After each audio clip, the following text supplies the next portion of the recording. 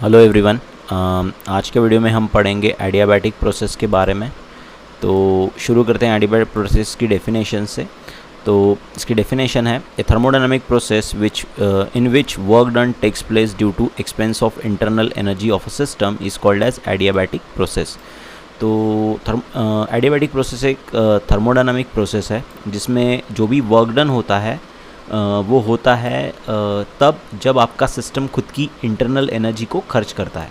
Okay, तो that is called as adiabatic process. तो adiabatic process की स्पेशल बात यह है कि हम बाहर से किसी भी तरीके की एनर्जी ना सिस्टम में ऐड करते हैं, ना सिस्टम से किसी भी तरीके की एनर्जी सिस्टम के बाहर नहीं निकलती।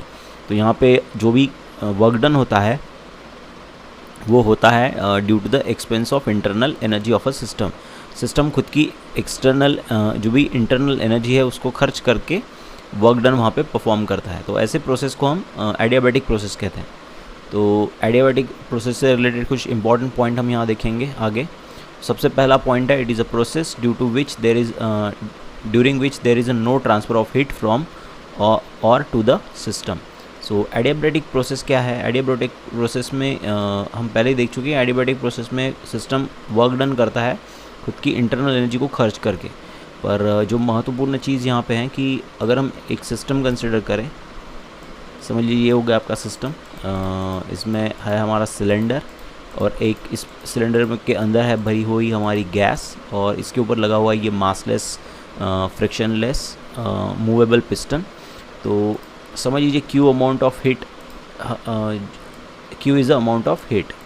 तो समझ लीजिए कि अगर जो भी Q है यहाँ पर हीट को रिप्रेजेंट कर रहा है Q यहाँ पर, तो ना ही किसी तरीके की हीट आपके सिस्टम के अंदर आएगी, ना ही आपके सिस्टम से जो हीट एनर्जी है ओके वो बाहर जाएगी।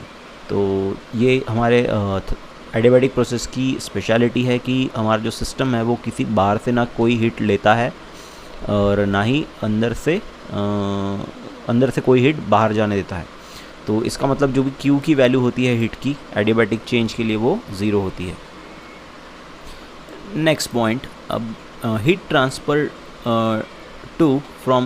टू और from the system is prevented by either perfectly insulating the system from its environment.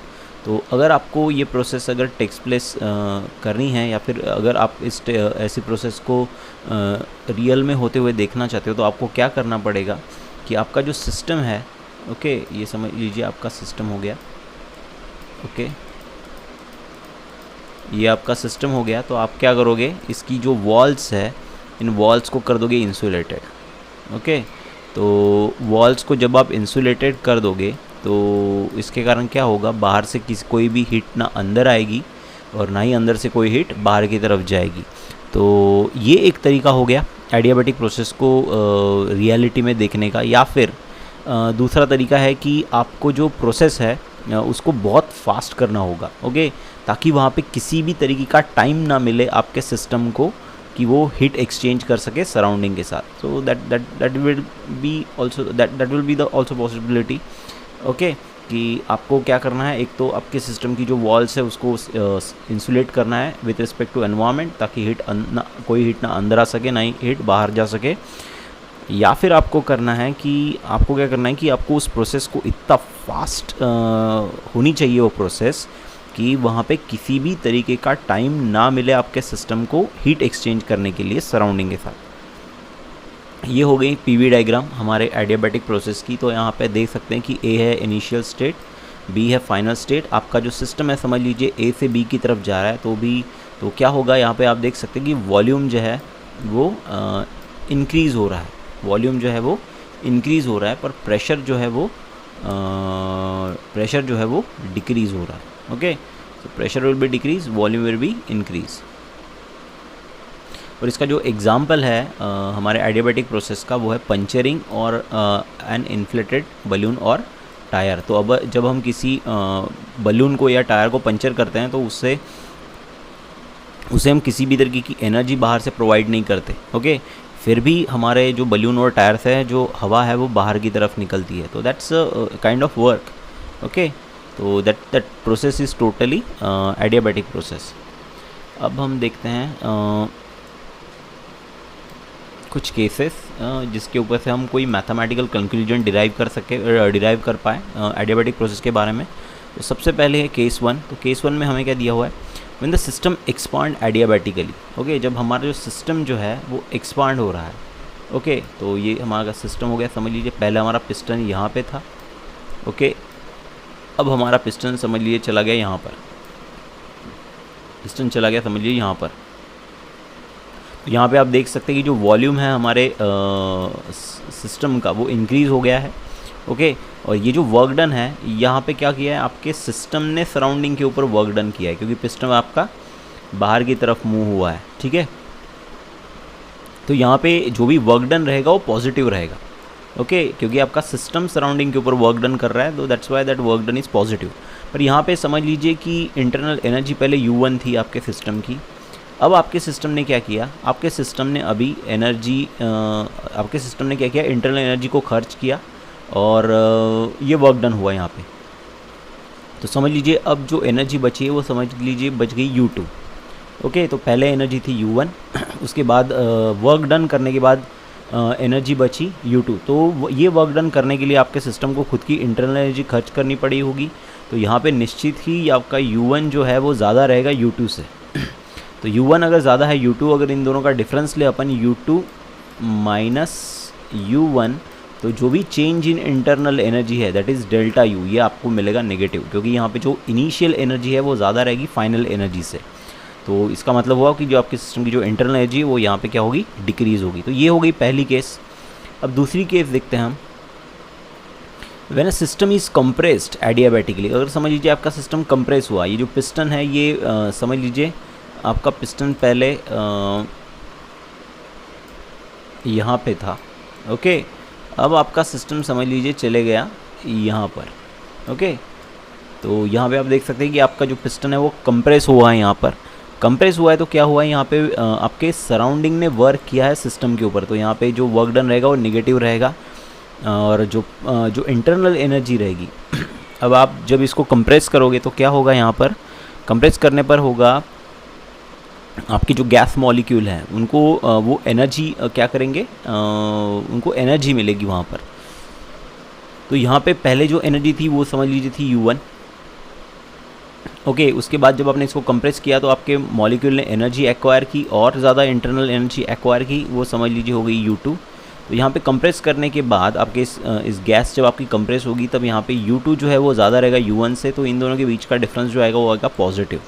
Okay, क्योंकि पिस्टन को जब हम कंप्रेस करेंगे या फिर नीचे की तरफ ढकेलेंगे तो क्या होगा, जो भी वर्क डन वहाँ पे सराउंडिंग कर रहा है सिस्टम के ऊपर, उसके कारण क्या होगा, हमारे मॉलिक्यूल की जो भी मोशन है काइनेटिक एनर्जी बढ़ जाएगी। ओके, तो काइनेटिक एनर्जी बढ़ जाने के कारण वहाँ पे इंटरनल एनर्जी भी हमारे सिस्टम की बढ़ जाएगी। तो यहाँ पे इंटरनल एनर्जी आपके सिस्टम की क्या हो रही है, it is going to increase.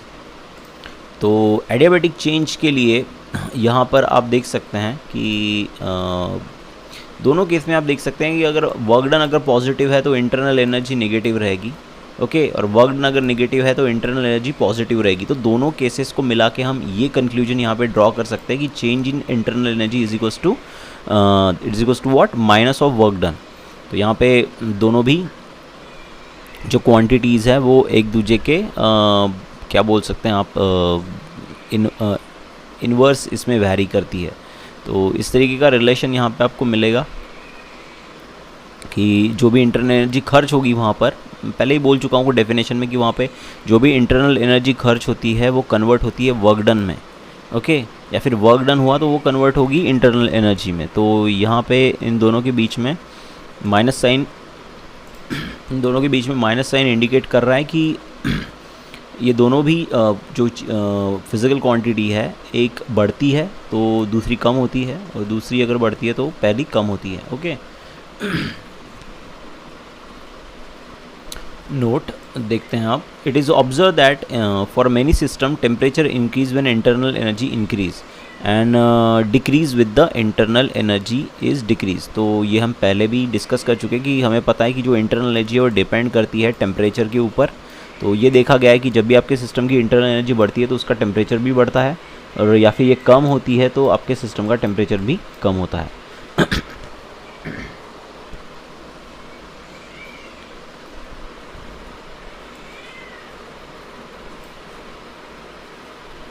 अब देखते हैं हम thermodynamics of adiabatic process, that is the expression for adiabatic process.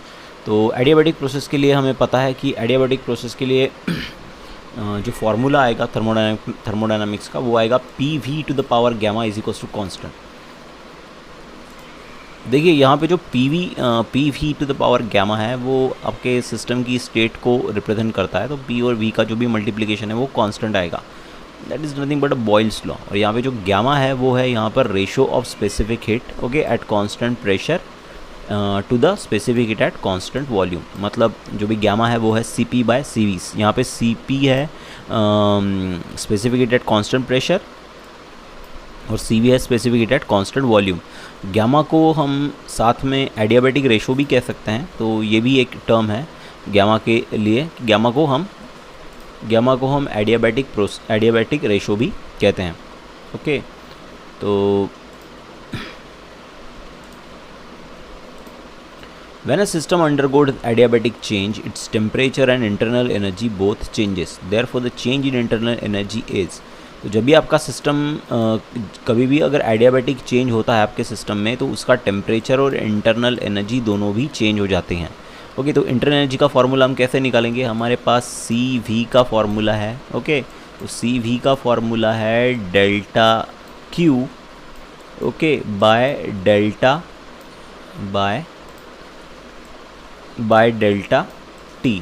तो Q के जगह हमने यहाँ पे लिया है, जो Q है यहाँ पर ये अमाउंट ऑफ हीट एनर्जी के लिए था, लेकिन इस एनर्जी के कारण ही हमारे सिस्टम की इंटरनल एनर्जी चेंज होती है, ओके। तो यहाँ पे डेल्टा Q की जगह हम लिखे डेल्टा U, ओके। और डेल्टा T को अगर इधर शिफ्ट करें तो हमें इक्वेशन नंबर 2 मिलेगा, जो कि बोलता है कि delta U is equal to CV into delta T, okay. अब वर्क डन निकालेंगे। तो वर्क डन का फार्मूला सबको पता है, टोटल वर्क डन का formula, that is nothing but W is equals to P delta V। और यहाँ पे जो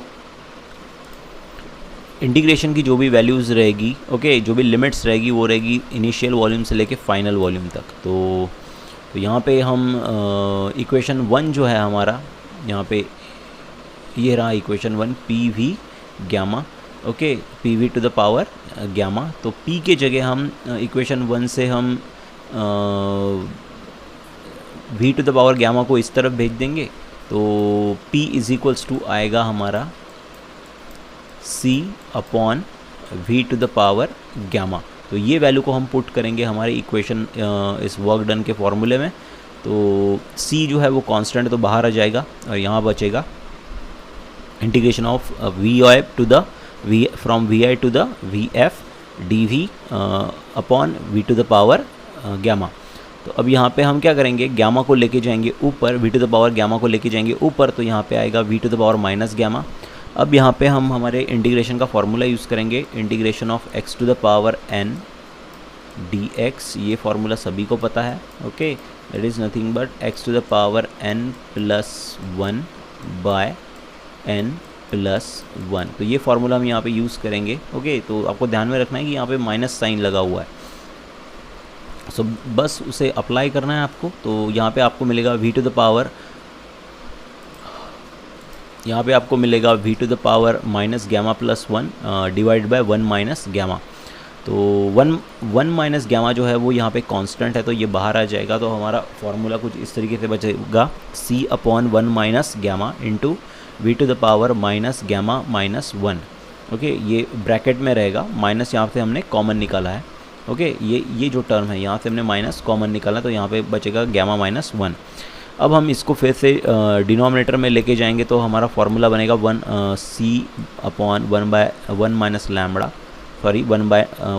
गैमा इंटू, यहाँ ब्रैकेट में आएगा 1/V⁴x गैमा -1, ओके। तो दैट्स अ गैमा। यहाँ पे फिर इंटीग्रेशन की जो लिमिट्स है हमारी, ओके, वो भी लिखेंगे हम स्क्वायर ब्रैकेट में, और उसे हम पुट करेंगे। तो सबसे पहले पुट करेंगे हम higher limit minus lower limit, okay. तो ये इक्वेशन कुछ इस तरीके से आएगा, W is equals to work done is equals to C/1 - gamma into W is equals to C/1 - gamma into bracket के अंदर आएगा 1 V F to the power gamma minus one minus one upon V I to the power gamma minus one. अब equation 1 हमें बोलता है कि P V to the power gamma is equals to C, तो हम इसे कुछ इस तरीके से लिख सकते हैं P1 V1 to the power gamma is equals to P F V F to the power gamma. ये इंडिकेट करता है हमारी इनिशियल स्टेट को और ये टर्म इंडिकेट करिए फाइनल स्टेट को। तो बस हमें यहाँ पर C के जगह, ओके दैट्स C के जगह हमें समझ लीजिए कि हम यहाँ पे C लिखेंगे। इक्वेशन 3 में C से अगर हमने मल्टीप्लाई किया यहाँ पे, तो यहाँ पे आएगा C, यहाँ पे आएगा C। तो C के जगह हम पहली जो टर्म है फाइनल वाली, ओके, तो वहाँ C के जगह हम ये टर्म पुट करेंगे। Okay let me change the colour. C के जगह हम यहाँ पर ये टर्म पुट करेंगे, ओके, और ये जो टर्म है ये पुट करेंगे हम C के जगह यहाँ पर। तो हमारा इक्वेशन कुछ इस तरीके से बनेगा। तो ओ में W is equals to 1 upon 1 minus gamma into yes P F V F to the power gamma upon V F to the power gamma minus one minus P I V I to the power gamma upon V I to the power gamma minus one.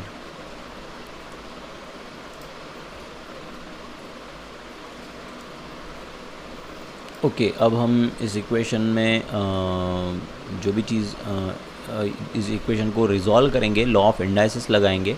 तो law of indices अगर हमने यहाँ पे लगाया तो आप देख सकते हैं कि ये टर्म अगर ऊपर गई तो यहाँ पे आएगा वी आई, ओके, ये वाली टर्म ले रहा हूँ मैं।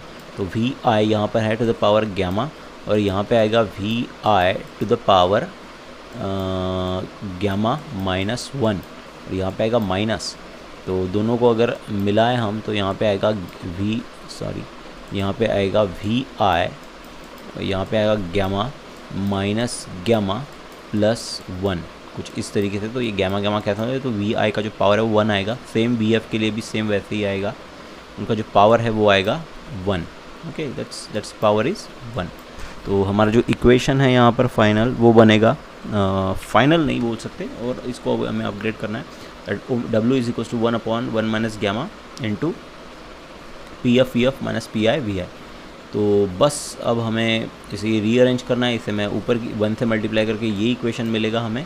और आप सभी जानते हैं कि P V is equals to होता है NRT, okay, P V is equals to होता है NRT। तो पी वी, तो यहाँ पे समझ लीजिए V के जगह यहाँ पे हमें DV लिखना चाहिए।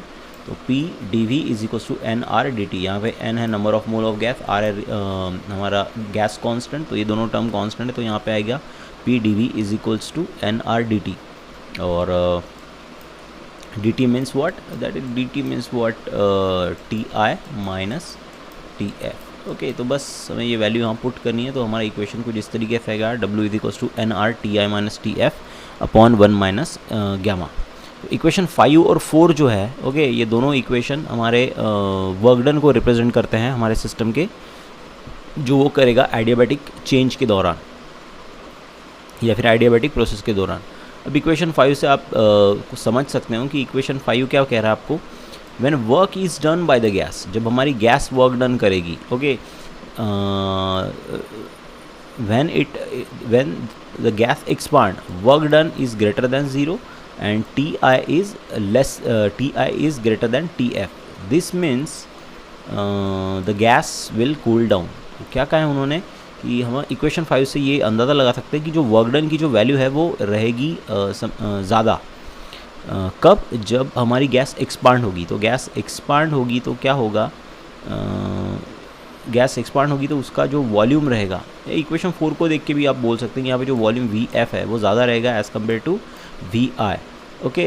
तो your work done will be positive और वहाँ पे जो टेम्परेचर जो रहेगा initial, okay, that temperature will be larger than temperature of final, okay, final.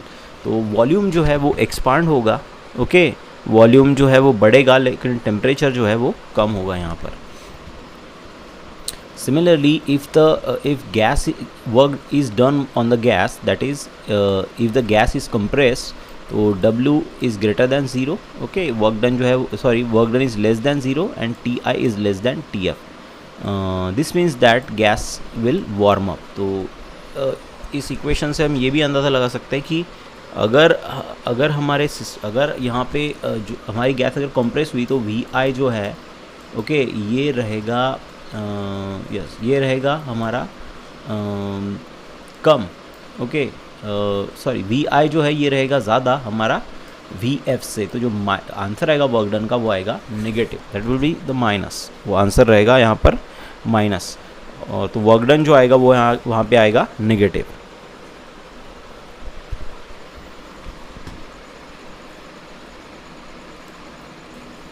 Okay, that's it. तो ये इक्वेशन काफ़ी महत्वपूर्ण है, ये आपको अच्छे से ध्यान में रखना है। तो एडियाबैटिक प्रोसेस में हम जो भी पढ़े अब तक, उसमें जो भी इक्वेशन ऑफ स्टेट है एडियाबैटिक के लिए, एडियाबैटिक प्रोसेस के लिए, वो है P V to the power gamma is equals to constant. और एडियाबैटिक प्रोसेस में क्यू की वैल्यू 0 होती है, इसका मतलब वहाँ पे किसी भी तरीके का एक्सचेंज नहीं होता हीट का सराउंडिंग के साथ, ओके। और system is perfectly what insulated from its surrounding. एक तो आपका सिस्टम जो है वो परफेक्टली इंसुलेटेड रहेगा सराउंडिंग से, या फिर जो भी चेंज होगा आपके सिस्टम में वो बहुत ही रैपिड रहेगा, ताकि आपके टेम्परेचर एक्सचेंज या फिर हीट एक्सचेंज को वक्त ना मिले आपके सिस्टम को। और जो वर्क डन है और इंटरनल एनर्जी है उनके बीच में जो भी रिलेशन है वो है नेगेटिव से इंडिकेट करेंगे। दोनों एक दूसरे में इंटर कन्वर्टेबल है, इंटरनल एनर्जी और वर्क डन। लेकिन क्या होता है कि अगर आपका वर्क डन अगर पॉजिटिव है तो आपकी internal energy, change in internal energy negative रहेगी, या फिर वर्क डन अगर नेगेटिव है तो आपकी change in internal energy positive रहेगी। So all work done is utilize to change in internal energy of the system. So जो भी वर्क हमारे सिस्टम में होता है या फिर सिस्टम पे होता है, उसमें हमारे सिस्टम की जो इंटरनल एनर्जी वो चेंज हो जाती है। Delta D is not equals to 0, okay. Temperature of the system change, तो हमारे जो सिस्टम का जो भी टेम्परेचर है एडियाबैटिक प्रोसेस में वो चेंज होता है, ओके। तो दैट्स वाई डेल्टा ची जो है, जो चेंज इन टेम्परेचर है, वो यहाँ पे 0 नहीं रहता। Adiabatic expansion cause cooling and adiabatic compression cause heating up of the system. तो अगर हमारे सिस्टम एडियाबैटिकली एक्सपांड हो रहा है तो वो कूल होगा, और अगर वो एडियाबैटिकली कॉम्प्रेस हो रहा है तो उसका वो हीटअप होगा या फिर उसका टेम्परेचर बढ़ेगा।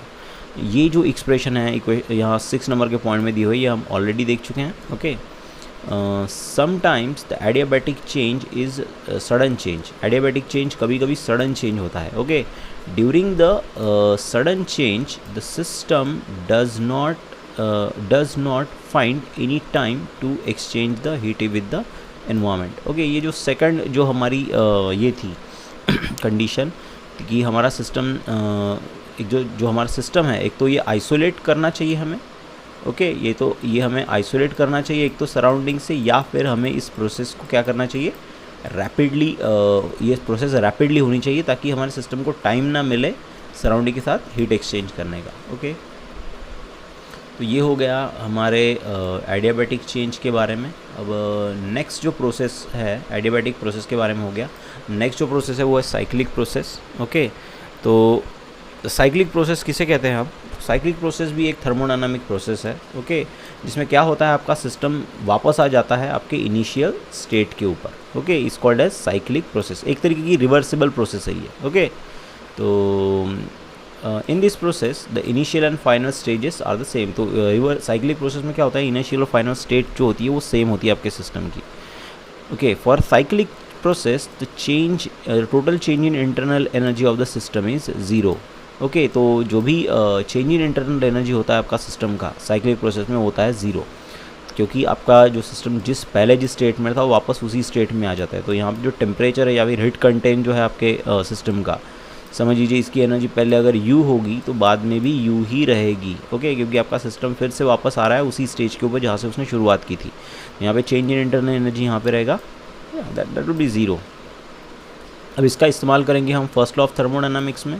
तो फर्स्ट लॉ ऑफ थर्मोडायनामिक्स क्या कहता है कि जो भी हीट हम प्रोवाइड करते हैं हमारे सिस्टम को, वो खर्च होती है इंटरनल एनर्जी बढ़ाने में और वर्क डन में। तो यहाँ पे डेल्टा U की जो वैल्यू है हमारे साइक्लिक प्रोसेस के लिए वो है 0। तो यहाँ पे work done is equals to आएगा that will be W, okay.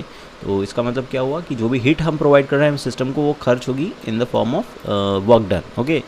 जो भी हीट हम प्रोवाइड करेंगे हमारे सिस्टम को वो हीट यूटिलाइज होगी वर्क डन में। और ये हो गई हमारी PV डायग्राम हमारे साइक्लिक प्रोसेस की। तो यहाँ पे आप देख सकते हैं कि हमारा जो सिस्टम है वो इस पाथ से, ये वन पाथ से पॉइंट B तक पहुँचा, ओके। तो पहले स्टेट थी ये A, ठीक है, फिर A से वो पहुँचा B पर थ्रू पाथ 1, अब हमारे सिस्टम को फिर से बी से लेके ए तक जाना है, तो हम यहाँ पे कौन सी पाथ फॉलो करेंगे, पाथ नंबर 2। ओके, हम पहले भी ये डिस्कस कर चुके हैं कि it is impossible to trace the previous path okay in the process. तो आपका जो सिस्टम है वो पुरानी जो पाथ थी उसको फॉलो करके आपके इनिशियल स्टेट के ऊपर नहीं पहुंच सकता। ओके, सो उसे किसी दूसरी पाथ से ही वहाँ पे पहुँचना होगा। तो ये हो गई पीवी डायग्राम हमारे साइक्लिक प्रोसेस की। अब नेक्स्ट टॉपिक है हमारा फ्री एक्सपांशन। तो फ्री एक्सपांशन के बारे में हम ऑलरेडी पढ़ चुके हैं। तो फ्री एक्सपांशन में हमने देखा था कि हमने एक सिस्टम लिया था, ओके, वो जो कि पूरा तरीके से पैक था। यहाँ पे लगाया था हमने एक मेम्ब्रेन, ओके, अगर आपको याद हो तो एक ब्रेकेबल मेम्ब्रेन लगाया था और यहाँ पे भरी थी हमने गैस। और बाद में हमने क्या किया था, इस मेम्ब्रेन को फाड़ दिया था। तो ये जो गैस थी ये इस रीजन में भी चली गई। ओके, ये गैस इस रीजन में डिफ्यूज़ हो गई या फिर इस रीजन के साथ मिक्स हो गई या फिर एक्सपांड हो गई इस रीजन में। तो ये जो प्रोसेस है यहाँ पे हम किसी भी तरीके की हीट बाहर से प्रोवाइड नहीं कर रहे हैं। ओके, तो यहाँ पे फिर भी हमारी गैस क्या हो रही है, फैल रही है यहाँ पर। So that is nothing but a free expansion, हम ऑलरेडी पढ़ चुके हैं। Okay, these expansion of our adiabatic equation. Okay, this expansion are adiabatic, हम ऑलरेडी स्टडी कर चुके हैं इससे कि हमारा सिस्टम यहाँ पे क्या था, पूरी तरीके से इंसुलेटेड था and there is no exchange of heat between the system and its environment. तो फ्री एक्सपांशन कब होता है, ये तब होता है जब आपकी जो प्रोसेस है वो एडियाबैटिक प्रोसेस के थ्रू, आपका जो सिस्टम है वो एडियाबैटिक प्रोसेस के थ्रू गुजरता है, तभी वहाँ पे आपको फ्री एक्सपांशन देखने को मिल सकता है। Okay, next point, these expansion during the free expansion air inside rushes out rapidly but there is a no displacement of the piston or any other surface। तो क्या होता है कि फ्री एक्सपांशन में आपकी जो एयर है वो एक्सपांड हो जाती है। ओके, उन रीजन्स में चली जाती है जहाँ पे वो पहले नहीं थी, लेकिन फ्री एक्सपांशन में किसी भी तरीके का डिस्प्लेसमेंट इन्वॉल्व नहीं रहता आपके पिस्टन का, या फिर कोई भी सरफेस वहाँ पे मूव नहीं करता आपके सिस्टम का। That's why there will be no work done. तो अगर पिस्टन मूव नहीं हो रहा है तो वहाँ पे किसी भी तरीके का वर्क डन नहीं रहेगा और हीट जो प्रोवाइड कर रहे हैं हम वो भी ज़ीरो ही है यहाँ पर। तो according to the first law of thermodynamics, अगर थर्मोडायनामिक्स का फर्स्ट लॉ अगर यूज़ करेंगे तो हम यहाँ पे हमें मिलेगा change in internal energy is also zero. तो ये हो गया हमारा first law of thermodynamics, Q is equals to delta U plus W। और Q और जो W की जो वैल्यू है वो फ्री एक्सपांशन के लिए ज़ीरो रहती है, तो यहाँ पे delta U is equals to भी ज़ीरो आएगा। तो इसके एग्जांपल जो है when a balloon is rupture suddenly, आप किसी बलून को सडनली फोड़ देते हो तब that process is nothing but free expansion, वो गैस बाहर की तरफ एक्सपांड हो जाती है। उसके बाद टायर सडनली पंचर, जब आप टायर को पंचर करते हो तो उसके अंदर की जो हवा है वो बाहर निकल कर एक्सपांड होती है। ओके, नेक्स्ट है फ्री एग्जांपल का फ्री एक्सपांशन के बारे में कि free expansion is different than other thermodynamic process. जो फ्री एक्सपांशन है वो अलग है जो भी बाकी की हमारी थर्मोडायनामिक प्रोसेस है उससे। क्यों? ये हम we have discuss so far because it is an uncontrolled change, क्योंकि हमारा जो फ्री एक्सपांशन है एक तरीके का अनकंट्रोल्ड चेंज है। Okay, it is not controllable. So that's why free expansion is little bit different than other thermodynamic process. Okay, next, it is an instantaneous change and the system is not in thermodynamic equilibrium। तो जो भी हमारा free expansion है वो एक instantaneous change है। Okay, और इस चेंज के दौरान हमारा जो सिस्टम रहता है वो इक्विलिब्रियम में नहीं रहता, थर्मोडायनामिक इक्विलिब्रियम में नहीं रहता। ना आपको वहाँ पे मैकेनिकल इक्विलिब्रियम देखने को मिलेगा, ना वहाँ पे आपको देखने को मिलेगा thermal equilibrium. Okay, so free expansion is instantaneous process. Okay, और जिसमें आपका जो सिस्टम है वो थर्मोडायनामिक इक्विलिब्रियम में नहीं रहता। Next point, A free expansion can not be plotted on PV diagram. ये एक महत्वपूर्ण चीज़ है कि आपका जो फ्री एक्सपांशन है उसकी आप पीवी डायग्राम नहीं बना सकते, तब तक नहीं बना सकते जब तक आपको आपके सिस्टम की इनिशियल और फाइनल स्टेट पता ना हो। ओके, तो फिर से एक बार कि आप फ्री एक्सपांशन की पीवी डायग्राम इसलिए नहीं बना सकते क्योंकि आपको उसकी पीवी डायग्राम बनाने के लिए उसकी इनिशियल, आपके सिस्टम की इनिशियल और फाइनल स्टेज पता होना चाहिए। ओके, तो आज के लिए इतना ही। तो हम आज के वीडियो में हमने देखा है कि एडियाबैटिक प्रोसेस के बारे में देखा हमने, थर्मोडायनामिक जो थर्मोडायनामिक्स है एडियाबैटिक प्रोसेस के वो देखा। उसके बाद हमने देखा साइक्लिक प्रोसेस के बारे में और फ्री एक्सपांशन के बारे में। यहाँ पे हमारी सारी की सारी थर्मोडायनामिक प्रोसेस ख़त्म होती है। तो आपको ये सारी चीज़ें आपकी कॉपी में कॉपी करनी है, ओके। और जो भी आपका एक्सप्रेशन है थर्मोडायनामिक्स ऑफ एडियाबैटिक प्रोसेस, इस एक्सप्रेशन को लगभग 2 बार लिख के देखिए। तो यही आपका होमवर्क है। और ये जो चीज़ें हैं यहाँ पे हमने पढ़ी वो सबको पढ़िए, okay. That's very important. So that's it for today. Thank you.